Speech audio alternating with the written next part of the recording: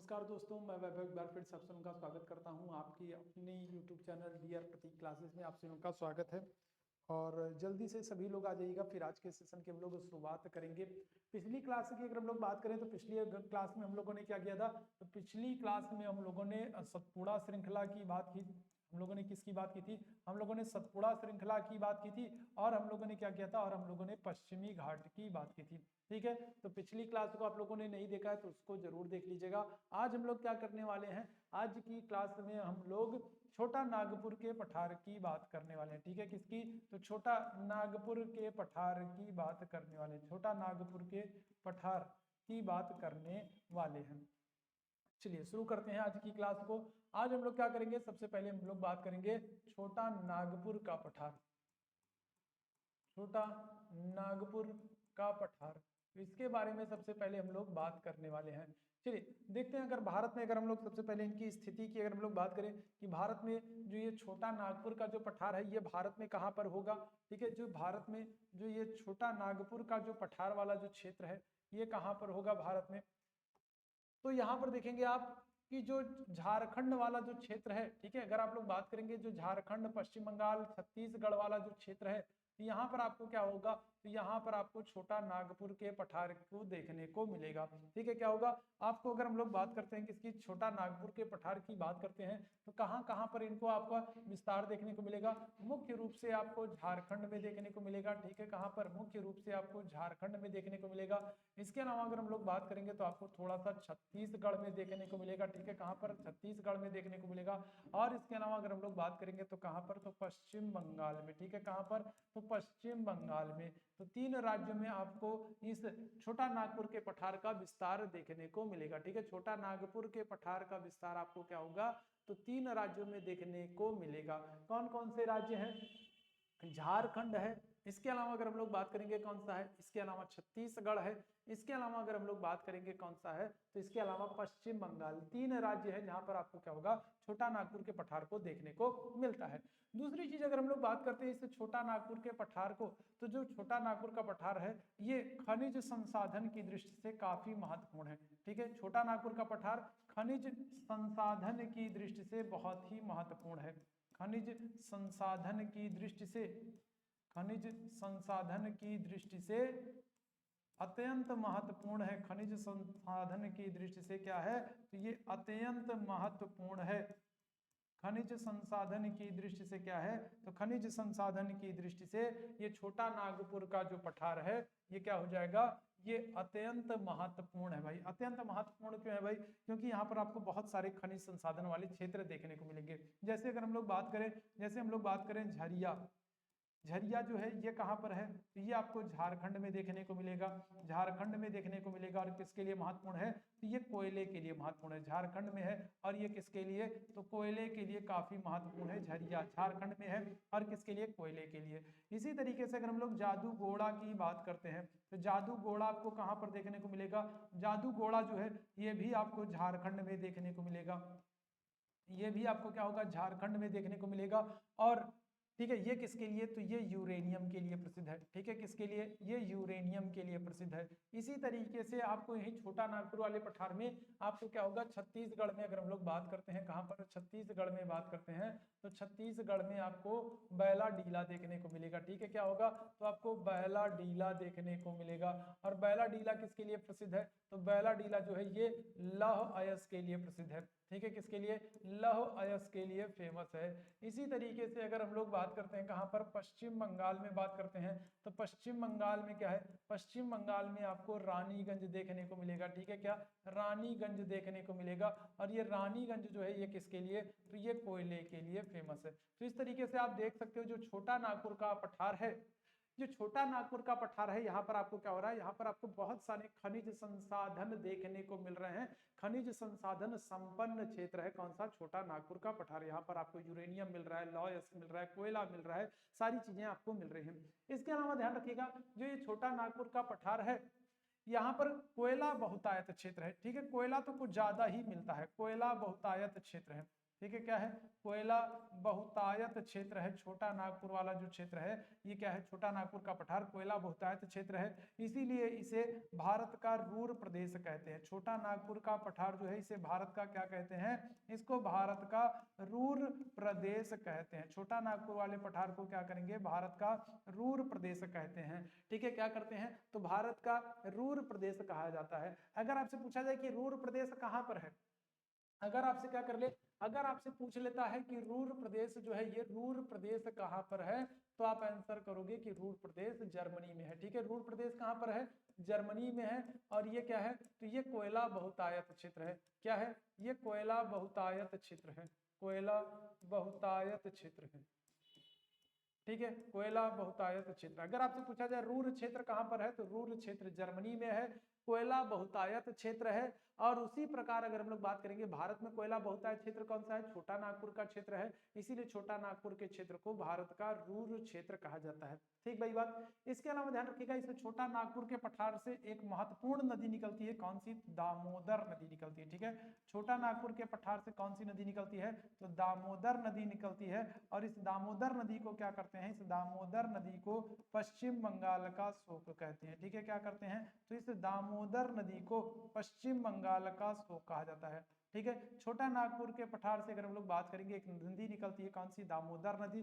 दामोदर नदी को क्या करते हैं, पश्चिम बंगाल का शोक कहते हैं। और ये दामोदर नदी किस नदी की सहायक नदी है, तो ये हुगली की सहायक नदी है। ठीक है, कौन सी, तो हुगली की सहायक नदी है, हुगली की, हुगली की क्या होगा, हुगली की सहायक नदी है। ठीक है, क्या होगा, तो ध्यान रखिएगा, ये दामोदर नदी जो है ये किसकी सहायक नदी है, तो ये हुगली की सहायक नदी है। ठीक है, किसकी, हुगली की सहायक नदी है दामोदर नदी। क्लियर भाई बात। आगे अगर हम लोग बात करते हैं, आगे अगर हम लोग बात करते हैं तो ध्यान रखिएगा, जो ये छोटा नागपुर का पठार है, अगर इस छोटा नागपुर के पठार का आपसे क्या कर ले, इस छोटा नागपुर के पठार का सर्वोच्च शिखर आपसे पूछ ले। ठीक है, क्या कर ले, छोटा नागपुर के पठार का सर्वोच्च शिखर पूछ ले, तो ये जो सर्वोच्च शिखर क्या होगा, तो ये हो जाएगा पारसनाथ। ठीक है, क्या है, तो छोटा नागपुर के पठार का जो सर्वोच्च शिखर है ये क्या हो जाएगा, तो ये सर्वोच्च शिखर हो जाएगा पारसनाथ। ठीक है, छोटा नागपुर के पठार का जो सर्वोच्च शिखर है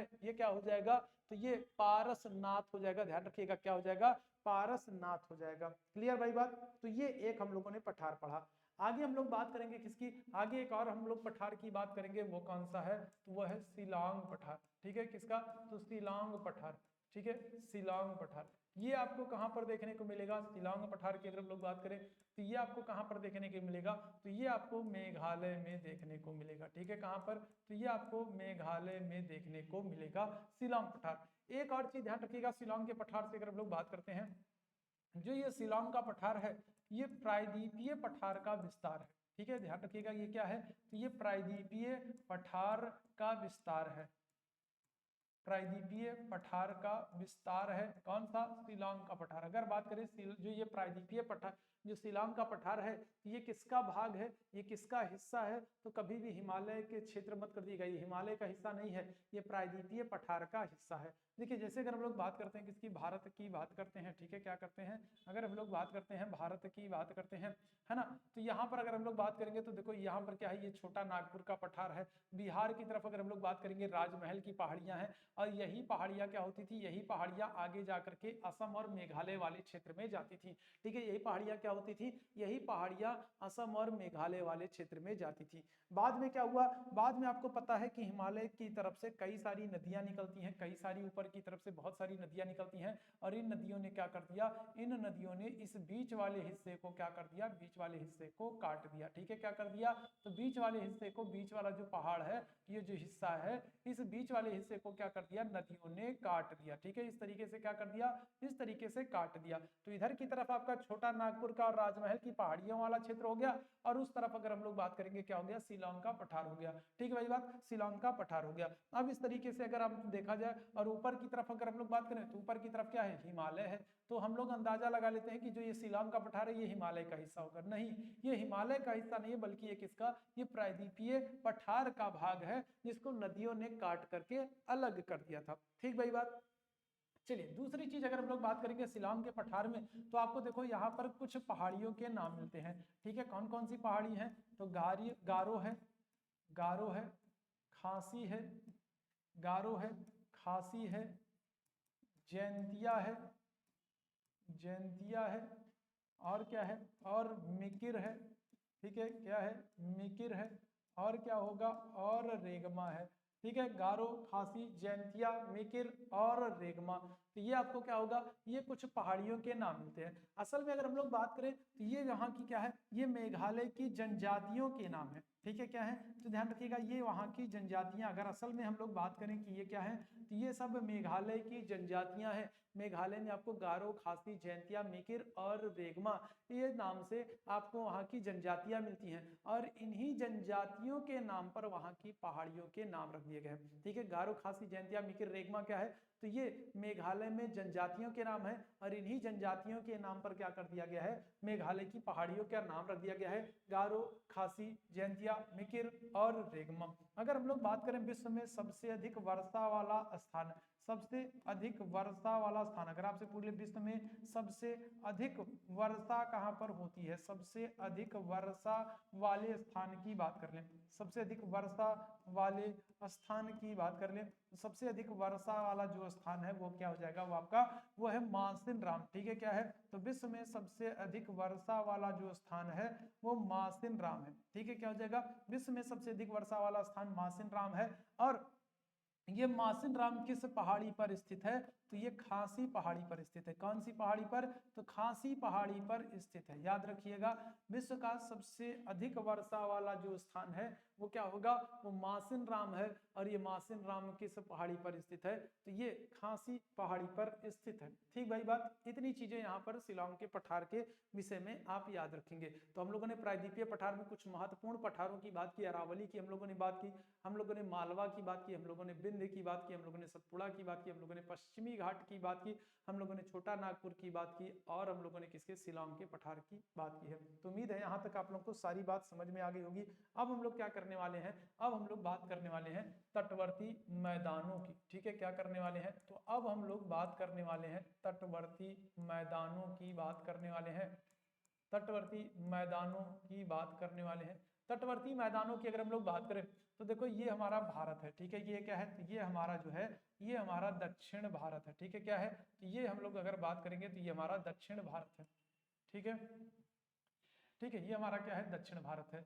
दक्षिण भारत में अगर हम लोग इस तरफ की बात करेंगे तो इधर वाले हिस्से को हम लोग क्या करते हैं, इधर के यहाँ जो हिस्सा है इसको हम लोग पश्चिमी तट कहते हैं, और जो इधर वाला हिस्सा है इसको हम लोग क्या करते हैं, इसको हम लोग पूर्वी तट कहते हैं, ठीक है, क्या करते हैं, तो इसको हम लोग पूर्वी तट कहते हैं, ठीक है। इनको इधर की बात करें, इधर हम लोग पश्चिमी तट कहते हैं, और इधर की बात करें इधर हम लोग क्या करते हैं, पूर्वी तट कहते हैं, ठीक है।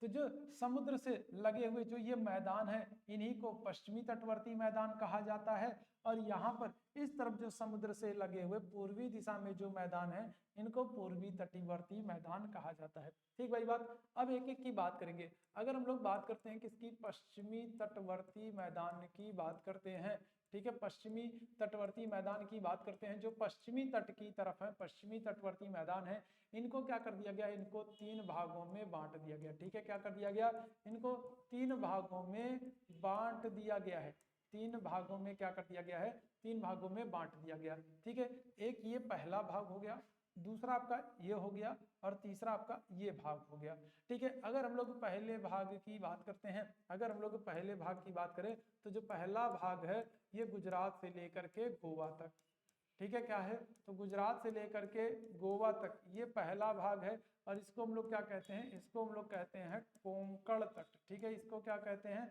इसको हम लोग कहते हैं कोंकण तट, ठीक है, ध्यान रखिएगा। तो पश्चिमी तटवर्ती मैदान को क्या किया गया है, 3 भागों में बांटा गया है, ठीक है, 3 भागों में बांटा गया है। पश्चिमी तटवर्ती मैदान को हम लोग 3 भागों में बांटते हैं। जो पहला वाला हिस्सा है ये क्या है, ये गुजरात से लेकर के गोवा तक है, ये कौन सा तट है, तो ये कोंकण तट है, ठीक है। दूसरे वाले की अगर हम लोग बात करेंगे, दूसरा वाला हिस्सा कौन सा है, तो दूसरा वाला जो तट है ये आपका गोवा से लेकर के कर्नाटक तक है, ठीक है, कहां से, गोवा से लेकर के कर्नाटक तक है, कौन सा तट, तो ये कहलाता है कन्नड़ तट, ठीक है, कौन सा, तो ये कहलाता है कन्नड़ तट। दूसरा वाला जो हिस्सा है ये गोवा से लेकर के कर्नाटक तक ये कहलाता है कन्नड़ तट। तीसरे की अगर हम लोग बात करेंगे, जो तीसरा वाला हिस्सा है तो ये कौन सा हो जाएगा, तो ये तीसरा वाला जो है ये है कर्नाटक से लेकर के केरल तक। ठीक है, कहां से, तो कर्नाटक से लेकर के केरल तक। ये कौन सा तट हो जाएगा, ये हो जाएगा मालाबार तट। ठीक है, कौन सा हो जाएगा, ये हो जाएगा मालाबार तट। ठीक है, मालाबार तट। ठीक है, तो पश्चिमी तटवर्ती मैदानों को हम लोगों ने क्या किया है, 3 भागों में बांट दिया है। गुजरात से लेकर के गोवा तक कोंकण तट, गोवा से लेकर के कर्नाटक तक कन्नड़ तट, और कर्नाटक से लेकर के केरल तक मालाबार तट। ठीक है, पश्चिमी तटवर्ती मैदानों को हम लोगों ने 3 भागों में बांट दिया। अब हम लोग क्या करेंगे, इसी तरीके से पूर्वी तटवर्ती मैदान को हम लोग क्या करते हैं, 3 भागों में बांट देते हैं।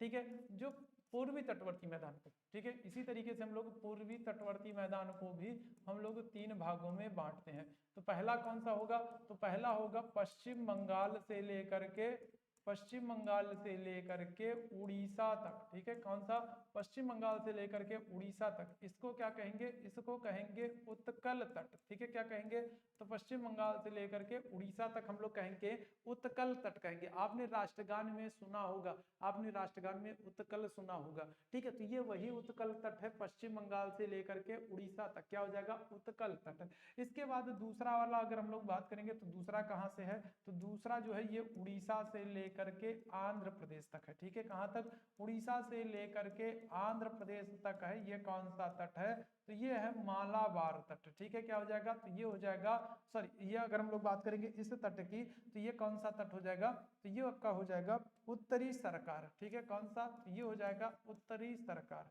उड़ीसा से लेकर के आंध्र प्रदेश तक क्या हो जाएगा, ये हो जाएगा उत्तरी सरकार। तीसरे की अगर हम लोग बात करेंगे तो तीसरा क्या है, तो ये आंध्र प्रदेश से लेकर के तमिलनाडु तक है। ठीक है, कहां से, आंध्र प्रदेश से लेकर के, आंध्र प्रदेश से लेकर के तमिलनाडु तक है, आंध्र प्रदेश से लेकर के तमिलनाडु तक है। और ये कौन सा तट हो जाएगा, ये हो जाएगा कोरोमंडल तट। ठीक है, क्या हो जाएगा, तो ये हो जाएगा कोरोमंडल तट। ठीक है, क्या हो जाएगा, तो ये हो जाएगा कोरोमंडल तक। आंध्र प्रदेश से लेकर के तमिलनाडु तक अगर हम लोग बात करते हैं, तो आंध्र प्रदेश से लेकर के तमिलनाडु तक ये हो जाएगा कोरोमंडल तट हो जाएगा। ठीक है, तो पश्चिमी तटवर्ती मैदान और पूर्वी तटवर्ती मैदान को हम लोगों ने 3-3 भागों में बांट दिया है। पश्चिमी तटवर्ती मैदान पर क्या होता है, आपको पता है, पश्चिमी तटवर्ती मैदान पर एस्चुरी या नदमुख का निर्माण होता है। ठीक है, क्या होता है, एस्चुरी या फिर आप कहते हो नदमुख का निर्माण होता है। ठीक है, क्या होता है, एस्चुरी या नदमुख का निर्माण होता है। वहीं पर अगर हम लोग इसकी बात करते हैं तो यहाँ पर क्या होगा, तो पूर्वी तटवर्ती मैदान पर आपको डेल्टा का निर्माण देखने को मिलेगा। ठीक है, क्या होगा, अगर हम लोग पूर्वी तटवर्ती मैदान की बात करते हैं तो यहाँ पर आपको डेल्टा का निर्माण देखने को मिलेगा। ठीक है, किसका, डेल्टा का, डेल्टा का निर्माण आपको देखने को मिलता है। कहां पर, पूर्वी तटवर्ती मैदान पर आपको क्या होगा, तो पूर्वी तटवर्ती मैदान पर आपको डेल्टा का निर्माण देखने को मिलेगा, आपको एस्चुरी या नदमुख का निर्माण देखने को नहीं मिलेगा। क्लियर भाई बात, तो ये हो गया, हम लोगों ने किसकी किसकी बात कर ली, तो हम लोगों ने छोटा नागपुर के पठार की बात की, इसके अलावा हम लोगों ने शिलांग की पठार की बात की, इसके बाद हम लोगों ने किसकी बात की, हम लोगों ने तटवर्ती मैदानों की बात की। उम्मीद है यहाँ तक आप लोगों को सारी बात समझ में आ गई होगी। चलिए आगे बढ़ेंगे, अगले प्रश्न आगे बात करेंगे। आगे क्या होगा भाई, आगे हम लोग बात करने वाले हैं द्वीप समूहों की। ठीक है, किसकी बात करने वाले हैं, तो द्वीप समूहों की बात करने वाले हैं, द्वीप समूहों की बात करने वाले हैं। तो देखो, अगर हम लोग भारत की बात करते हैं, ये हमारा प्यारा क्या है, ये हमारा प्यारा भारत है। ठीक है, ये क्या है, तो ये हमारा प्यारा भारत है। और भारत में अगर हम लोग बात करेंगे तो इधर की तरफ क्या है, तो इधर की तरफ अरब सागर है। ठीक है, क्या है, इधर की तरफ अरब सागर है, और इधर की तरफ आपको क्या होगा, यहाँ की तरफ आपको बंगाल की खाड़ी देखने को मिलता है। ठीक है, क्या होगा, बंगाल की खाड़ी देखने को मिलेगा। अरब सागर में अगर हम लोग बात करेंगे तो अरब सागर में आपको लक्षद्वीप समूह देखने को मिलेंगे। कौन से, तो लक्षद्वीप समूह देखने को मिलेंगे। जबकि यही बंगाल की खाड़ी में अगर हम लोग बात करेंगे तो यहाँ पर आपको क्या होगा, तो यहाँ पर अंडमान और निकोबार द्वीप समूह देखने को मिलेंगे। ठीक है, कौन से, अंडमान निकोबार द्वीप समूह देखने को मिलते हैं, अंडमान निकोबार द्वीप समूह देखने को आपको मिलते हैं। कहाँ पर, यहाँ पर। अब एक एक की हम लोग करके बात करते हैं। लक्षद्वीप समूह की बात करते हैं। सबसे पहले हम लोग क्या करेंगे, सबसे पहले हम लोग लक्षद्वीप समूह की बात करते हैं। लक्षद्वीप समूह की, लक्षद्वीप जो है समूह है, अगर इसकी हम लोग बात करते हैं तो देखो ये क्षेत्रफल की दृष्टि से, ठीक है, क्या हो जाएगा, ये क्षेत्रफल की दृष्टि से और जनसंख्या की दृष्टि से, दोनों ही दृष्टि से क्या है, ये सबसे छोटा है। ठीक है, क्या है, ये सबसे छोटा केंद्र शासित प्रदेश है। अगर हम लोग लक्षद्वीप की बात करते हैं तो लक्षद्वीप क्षेत्रफल और जनसंख्या दोनों ही दृष्टि से क्या है, सबसे छोटा केंद्र शासित प्रदेश है। लेकिन साक्षरता में अगर हम लोग बात करेंगे तो साक्षरता में क्या है, तो साक्षरता में ये टॉप पर है। साक्षरता में क्या है, तो ये शीर्ष पर। अगर आपसे पूछा जाए सबसे ज्यादा साक्षरता किस केंद्र शासित प्रदेश में देखने को मिलेगी, तो लक्षद्वीप में। क्षेत्रफल और जनसंख्या दोनों ही दृष्टि से सबसे छोटा है ये लक्षद्वीप समूह, लेकिन साक्षरता में सबसे ऊपर है। ठीक है, आगे हम लोग बात करते हैं, अगर इसकी राजधानी की बात करते हैं तो इसकी राजधानी क्या है, कावरती है। ठीक है, लक्षद्वीप की राजधानी क्या है, कावरती है। ठीक है, और लक्षद्वीप को एक प्रवालीय द्वीप भी कहा जाता है। ठीक है, क्या करते हैं, तो लक्षद्वीप को प्रवालीय द्वीप भी कहा जाता है। लक्षद्वीप को प्रवालीय द्वीप कहा जाता है। और कारण क्या है लक्षद्वीप को प्रवालीय द्वीप कहा जाने का, क्योंकि ऐसा माना जाता है इसका निर्माण किससे हुआ है, इसका निर्माण मूंगा चट्टानों से हुआ है। लक्षद्वीप का निर्माण किससे हुआ है, तो मूंगा चट्टानों से हुआ है, इसलिए इसको प्रवालीय द्वीप भी कहा जाता है। इसकी राजधानी क्या, कावरती है। लक्षद्वीप के पास अपना कोई हाई कोर्ट नहीं है, तो लक्षद्वीप को क्या किया गया है, लक्षद्वीप को केरल उच्च न्यायालय से जोड़ा गया। ठीक है, क्या किया गया है, केरल हाई कोर्ट से संबद्ध किया गया है। ठीक है, क्या किया गया है, केरल उच्च न्यायालय से संबद्ध किया गया है। ठीक है, क्या किया गया है, तो अगर हम लोग बात करें, अगर हम लोग बात करते हैं लक्षद्वीप, तो लक्षद्वीप के पास अपना कोई उच्च न्यायालय नहीं है, इसलिए लक्षद्वीप को क्या किया गया है, लक्षद्वीप को केरल उच्च न्यायालय के साथ जोड़ा गया है। ठीक भाई बात, ये ध्यान रखिएगा। तो एक तरफ तो ये हमारा क्या हो गया, लक्षद्वीप समूह हो गया। अब दूसरी तरफ की बात करेंगे, दूसरी तरफ हम लोग बात करेंगे किसकी, बंगाल की खाड़ी की बात करेंगे। ठीक है, बंगाल की खाड़ी में जो बसे हुए द्वीप हैं बंगाल की खाड़ी में, तो बंगाल की खाड़ी में आपको पता है कौन से, अंडमान निकोबार द्वीप समूह देखने को मिलते हैं। ठीक है, कौन से, अंडमान निकोबार द्वीप समूह देखने को मिलते हैं। अंडमान और निकोबार द्वीप समूह देखने को मिलते हैं। ठीक है, क्या होता है, तो आपको यहाँ पर अंडमान और निकोबार द्वीप समूह आपको देखने को मिलेंगे। चलिए एक एक की बात करेंगे। सबसे पहले आपका आता है कौन सा, आपका आएगा उत्तरी अंडमान। उत्तरी अंडमान की अगर हम लोग बात करेंगे तो उत्तरी अंडमान पर क्या होगा, यहाँ पर आपको अंडमान की सबसे ऊंची चोटी देखने को मिलेगी। सबसे ऊंची चोटी देखने को मिलेगी। अंडमान की सबसे ऊंची चोटी कौन सी है, तो ये है सैडल चोटी। ठीक है, कौन सी है, तो ये है सैडल चोटी। और सैडल चोटी जो है ये अंडमान की सबसे ऊंची चोटी है, उत्तरी अंडमान। ठीक है, इसके बाद अगर हम लोग बात करेंगे क्या होगा, इसके बाद होगा आपका मध्य अंडमान। ठीक है, कौन सा, तो इसके बाद होगा मध्य अंडमान। मध्य अंडमान की अगर हम लोग बात करेंगे तो मध्य अंडमान क्या है, ये क्षेत्रफल की दृष्टि से सबसे बड़ा है। क्षेत्रफल की दृष्टि से क्या है, क्षेत्रफल की दृष्टि से सबसे बड़ा है कौन सा, मध्य अंडमान। ठीक भाई बात। इसके बाद अगर हम लोग बात करेंगे तो इसके बाद आपको क्या होगा, इसके बाद आपको दिखेगा दक्षिणी अंडमान। ठीक है, क्या है, दक्षिणी अंडमान। दक्षिणी अंडमान पर आपको क्या होगा, राजधानी पोर्ट ब्लेयर देखने को मिलेगी। ठीक है, क्या होगा, तो राजधानी पोर्ट ब्लेयर आपको देखने को मिलती है। ठीक है, क्या होगा, राजधानी पोर्ट ब्लेयर आपको यहाँ पर देखने को मिलेगी। इसके बाद अगर हम लोग बात करेंगे दक्षिणी अंडमान की बाद अगर हम लोग बात करेंगे तो आपको क्या होगा, यहाँ पर आपको लघु अंडमान देखने को मिलेगा। ठीक है, क्या होगा, लघु अंडमान देखने को मिलेगा। और याद रखिएगा जो ये दक्षिणी अंडमान और लघु अंडमान है, इनके बीच में आपको क्या होगा, तो इनके बीच में आपको डंकन पास देखने को मिलेगा। ठीक है, क्या होगा, तो इनके बीच में आपको डंकन पास देखने को मिलेगा। आपसे प्रश्न कई बार पूछा गया है कि डंकन पास किन किन किन के बीच में है, तो दक्षिणी अंडमान और लघु अंडमान के बीच में क्या है, डंकन पास आपको देखने को मिलेगा। लघु अंडमान के नीचे अगर हम लोग बात करेंगे तो यहाँ पर आपको क्या है, तो यहाँ पर आपको कार निकोबार मिलेगा। ठीक है, क्या मिलेगा, तो यहाँ पर आपको कार निकोबार मिलेगा। अब यहाँ पर देखो एक प्रश्न और आपसे बन जाता है कि 10 डिग्री चैनल, 10 डिग्री चैनल किसके किसके बीच में है। ठीक है, किसके किसके बीच में, 10 डिग्री चैनल है, 10 डिग्री चैनल किनके किनके बीच में है, तो आप आंसर करोगे क्या, लघु अंडमान और कार निकोबार। ठीक है, क्या करोगे, तो आप देखो आंसर करोगे लघु अंडमान और क्या करोगे, और कार निकोबार करोगे। देखो यहाँ पर क्या है, यहाँ पर आपका अंडमान है और यहाँ पर क्या है, निकोबार है। तो अगर आपसे पूछा जाए अंडमान और निकोबार के बीच में कितने डिग्री चैनल है, 10 डिग्री चैनल। अंडमान और निकोबार के बीच में कितने डिग्री चैनल, 10 डिग्री चैनल। कौन सा अंडमान, तो लघु अंडमान। कौन सा निकोबार, कार निकोबार। ठीक भाई बात। और लास्ट में अगर हम लोग बात करेंगे तो एक और आएगा कौन सा, तो ये होगा आपका ग्रेट निकोबार, ठीक है, क्या होगा, तो ये होगा आपका ग्रेट निकोबार। सबसे लास्ट में अगर हम लोग बात करेंगे तो क्या होगा, ग्रेट निकोबार होगा। और ग्रेट निकोबार पर आपको पता है दक्षिणतम बिंदु है, ठीक है, दक्षिणतम, भारत का जो दक्षिणतम बिंदु है वो क्या है, वो है इंदिरा पॉइंट है, ठीक है, क्या है, इंदिरा पॉइंट है। और इसी इंदिरा पॉइंट को हम लोग क्या करते हैं, इसी इंदिरा पॉइंट को हम लोग पिग्मेलियन पॉइंट, पारसन पॉइंट, लाहिचिंग पॉइंट आदि नामों से जानते हैं। तो भारत का जो दक्षिणतम बिंदु है वो कहाँ पर है, वो ग्रेट निकोबार पर है, इंदिरा पॉइंट, ठीक भाई बात। अच्छा, इन द्वीपों के अगर हम लोग इस तरफ आते हैं तो यहाँ पर इनके बगल में आपको दो और द्वीप दिखने को मिलेंगे, ठीक है, कौन सा, एक आपको देखने को मिलेगा बैरन द्वीप, ठीक है, कौन सा, बैरन द्वीप। और ये जो बैरन द्वीप है इस पर बैरन ज्वालामुखी है, ठीक है, कौन सा, तो बैरन ज्वालामुखी है। भारत में ये एकमात्र सक्रिय ज्वालामुखी है, बैरन द्वीप है। बैरन द्वीप पर आपको बैरन ज्वालामुखी देखने को मिलेगा, भारत का एकमात्र क्या है, सक्रिय ज्वालामुखी, भारत का एकमात्र क्या है, एकमात्र सक्रिय ज्वालामुखी, ठीक भाई बात। अगर हम लोग बात करेंगे बैरन द्वीप, तो बैरन द्वीप पर क्या हो जाएगा, बैरन द्वीप पर बैरन ज्वालामुखी है, और ये क्या हो जाएगा, भारत का एकमात्र क्या है, सक्रिय ज्वालामुखी है, ठीक भाई बात। अगर बैरन के बाद अगर हम लोग बात करेंगे तो ये क्या हो जाएगा, तो ये हो जाएगा दूसरा आपका जो है ये है नरकोंडन द्वीप, ठीक है, कौन सा, तो नरकोंडन द्वीप है। और नरकोंडन द्वीप पर आपको कौन सा, तो नरकोंडन द्वीप पर आपको नरकोंडन ज्वालामुखी देखने को मिलेगा, ठीक है, कौन सा, नरकोंडन ज्वालामुखी देखने को मिलेगा। नरकोंडन द्वीप पर आपको क्या होगा, तो नरकोंडन ज्वालामुखी देखने को मिलेगा।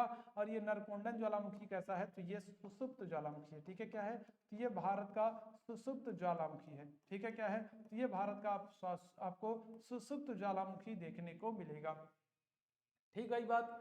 तो ये हम लोगों ने क्या कर लिया, ये हम लोगों ने अंडमान निकोबार के द्वीप समूहों की बात कर ली। भारत पर दो ज्वालामुखी आपको देखने को मिलेगा, एक सक्रिय ज्वालामुखी, एक सुसुप्त ज्वालामुखी। सक्रिय ज्वालामुखी कौन सा है, बैरन ज्वालामुखी है जो कि बैरन द्वीप पर स्थित है। और सुसुप्त ज्वालामुखी कौन सा है, नरकोंडन है, जो कि कौन से, नरकोंडन द्वीप पर स्थित है, ठीक है भाई बात। डक्कन पास को याद रखिएगा, दक्षिणी अंडमान और लघु अंडमान के बीच में है। और 10 डिग्री चैनल की बात करेंगे तो ये लघु अंडमान और कार निकोबार के बीच में है, ठीक है, 10 डिग्री चैनल। और दो चैनल की बात कर लेते हैं, दो चैनल और महत्वपूर्ण है जो आपसे पूछे जाते हैं। एक पूछा जाता है आपसे 8 डिग्री चैनल। 8 डिग्री चैनल की अगर हम लोग बात करेंगे तो ये किसके किसके बीच में, तो ये मालदीव, ये मालदीव और किसके बीच में, और मिनीकॉय के बीच में, ठीक है। 8 डिग्री चैनल की बात करेंगे तो 8 डिग्री चैनल जो है ये मालदीव और मिनीकॉय के बीच में है। और अगर हम लोग 9 डिग्री चैनल की बात करेंगे, किसकी, 9 डिग्री चैनल की बात करते हैं तो 9 डिग्री चैनल जो है ये किसके बीच में, तो ये मिनीकॉय, मिनीकॉय और किसके, और लक्षद्वीप के बीच में है, ठीक है। तो ये दो चीजें भी आप याद रखिएगा। अगर आपसे 8 डिग्री चैनल पूछा जाए तो 8 डिग्री चैनल जो है ये मालदीव और मिनीकॉय के बीच में है। और 9 डिग्री चैनल की बात करेंगे तो 9 डिग्री चैनल कहाँ पर, तो 9 डिग्री चैनल आपको मिनीकॉय और लक्षद्वीप के बीच में। 10 डिग्री चैनल पूछा जाए तो लघु अंडमान और कार निकोबार के बीच में 10 डिग्री चैनल देखने को मिलेगा। अब लास्ट वाला एक भौतिक स्वरूप आपका बच जाता है, वो क्या है, तो वो है मरुस्थलीय क्षेत्र, ठीक है, क्या है, तो वो है आपका मरुस्थलीय क्षेत्र। आपको पता है कि भारत में जहां पर क्या होता है, जहां पर 50 सेंटीमीटर के लगभग वर्षा होती है वहां पर क्या होगा, आपको मरुस्थलीय क्षेत्र देखने को मिलेगा। और इस क्षेत्र का मुख्य रूप से विस्तार अगर हम लोग बात करें तो राजस्थान में है। राजस्थान में आपको क्या होगा, थार का मरुस्थल देखने को मिलता है, ठीक है, कौन सा, तो थार, राजस्थान में आपको थार मरुस्थल देखने को मिलेगा। और यहीं पर आपको क्या होगा, मरुस्थलीय क्षेत्र का विस्तार देखने को मिलेगा, ठीक है। बाकी अगर हम लोग बात करें मरुस्थलीय क्षेत्र की बात करें तो आगे जब हम मरुस्थलीय वनस्पतियों की चर्चा करेंगे तो वहां पर इस क्षेत्र के बारे में हम लोग डिटेल में चर्चा करेंगे, ठीक है। तो ये हम लोगों ने भारत के 6 भौतिक स्वरूपों के विषय में चर्चा की है, ठीक है। हम लोगों ने हिमालय का पर्वतीय क्षेत्र पढ़ा, हम लोगों ने उत्तर भारत का मैदान पढ़ा, हम लोगों ने प्रायद्वीपीय पठार पढ़ा, हम लोगों ने तटवर्ती मैदान पढ़ा, हम लोगों ने द्वीप समूह पढ़ा, और हम लोगों ने क्या किया, मरुस्थल पढ़ा। तो उम्मीद है ये सारी चीजें आप लोगों को समझ में आई होंगी। पिछली क्लास को आप लोगों ने नहीं देखा होगा तो उनको जरूर देख लीजिएगा, वहां पर हम लोगों ने बहुत अच्छे से, बहुत डिटेल में इन सारी चीजों की बारे में बात की है। आपके एग्जाम ओरिएंटेड जो प्रश्न बनते हैं उन सब को जो है इन सेशंस में खत्म करने का प्रयास किया है। तो उम्मीद है सेशन पसंद आया होगा। सेशन पसंद आया हो तो सेशन को लाइक और शेयर जरूर कर दिएगा। अभी के लिए हम लोग बस इतना ही करेंगे। थैंक यू सो मच आप सभी को मेरे साथ जुड़ने के लिए। Thank you so much.